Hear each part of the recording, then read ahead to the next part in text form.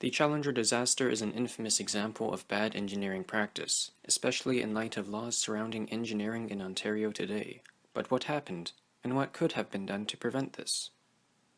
73 seconds into the flight of the Challenger spacecraft, and the O-ring seal in the right solid rocket booster failed, resulting in its destruction and killing all 7 crew members on board, including a schoolteacher who was meant to be the first teacher in space.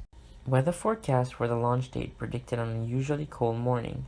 Thiokol engineers stated that launching on schedule would risk a disaster as no data existed on the O-ring's performance in these temperature ranges. Thiokol recommended NASA postpone its launch until it became warmer. Despite warnings from Thiokol engineers, NASA insisted on an undelayed launch. Thiokol had a teleconference with NASA the night before the launch, and the engineers, notably Rajiv Badaloo, re-expressed their concerns and pressed again for flight postponement. At first, Thiokol management supported their engineers, but NASA argued that the secondary O-ring would still remain a seal, and after 30 minutes of discussion within the management level of Thiokol, they backtracked and voted in favor of the launch, against the desires of their engineers. NASA did not question this reversal and proceeded with the launch. The Challenger disaster case is filled with ethical and legal issues. During his investigation, Feynman has discovered a lack of understanding in some of NASA's highest managers.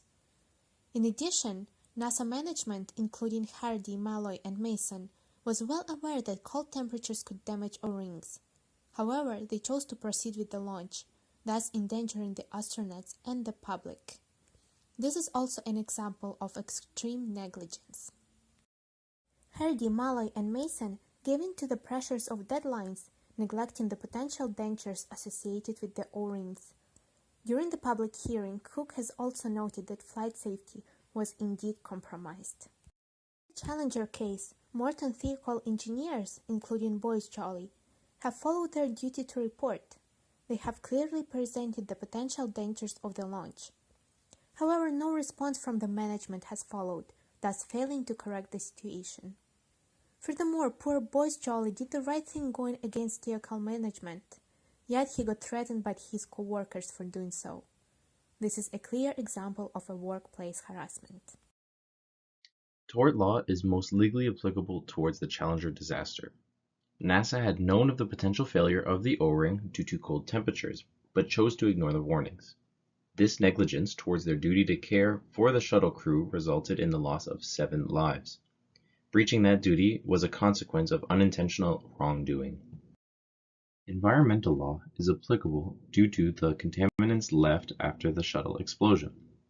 Professional and responsible judgment in the environment was not considered. The explosion of the shuttle above the Atlantic Ocean produced many contaminants, and NASA had ownership of these contaminants and needed to provide a means of controlling it. Solution 1 is to ignore the risks and proceed with the launch. By doing so, NASA values the deadline over the endangerment of their crew and the public. Solution 2 is to delay the launch until temperatures rise to safer levels for the O-ring to function properly. This will reduce the risk of endangering the crew and public, but the poor design of the O-ring itself will still remain a risk factor. Solution 3 is to redesign the O-rings completely to increase safety, but this will delay the entire launch for at least a year. This will greatly increase the safety of the shuttle, but also increase the time until the next launch equivalently. Solution 4 would be to cancel the mission entirely. This would impact NASA's public image, budget, and long-term goals to prevent the loss of any lives. Solution number 3 would be the best decision for NASA management. NASA would comply with the act regarding the public safety as paramount. The new design would eliminate the dangers of the mission associated with the O-rings, while other safety precautions would further reduce the risks. In fact, NASA has indeed redesigned the O-rings, pressurized suits, and in-flight crew escape devices after the disaster. Well, it was a little bit too late. Conclusively, NASA failed to perform in an ethical or legal manner, as they failed to uphold several Ontarian engineering ethics standards. notably around safety. They failed in their duty of care to provide the safest possible conditions for their crew, and they failed to enact any change when changes were necessary.